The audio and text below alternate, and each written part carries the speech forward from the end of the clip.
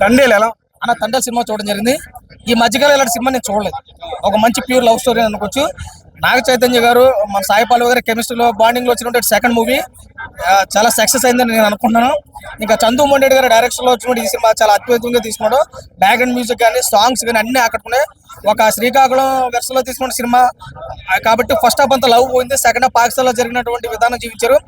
Overall గా సినిమాకి ఎక్కడ మిస్యూజ్ కాలేదు. ఫస్ట్ నుంచి లాస్ట్ వరకు కూడా అన్ని సీన్లు ఆకట్టుకున్నాయి.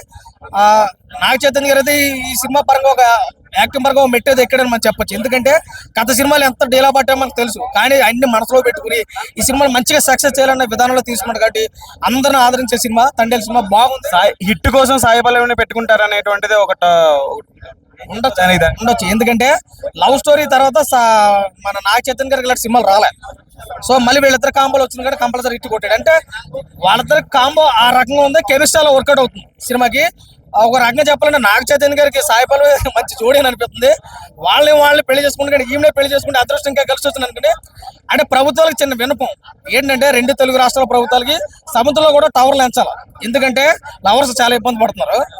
కాబట్టి సినిమా చాలా బాగుందన్న, ప్రతి ఒక్కరు చూడండి. 100 కోట్ల షేర్ బొమ్మలేదు నాగ చైతన్య ఇప్పటి వరకు. సినిమా ఈజీగా అవుతుంది. ఎందుకంటే ముగ్గురు కోసం చెప్పుకోవచ్చు. ఒకటి చందు మొండేటి గారు, రెండు నాగ చైతన్య గారు యాక్టింగ్, మూడు సాయి పల్లవి ఇచ్చిందంటూ బూస్టింగ్. ఈ సినిమా చాలా బాగుంది. ఎక్కడ మిస్యూజ్ లేదు సినిమాలో. అందరూ ఆకట్టుకునే విధంగా అయితే సినిమా ఉంది. ప్రతి ఒక్కరు చూడండి. అవుట్ ఆఫ్ రేటింగ్ 3 వరకు అవ్వచ్చు. Thank you so much.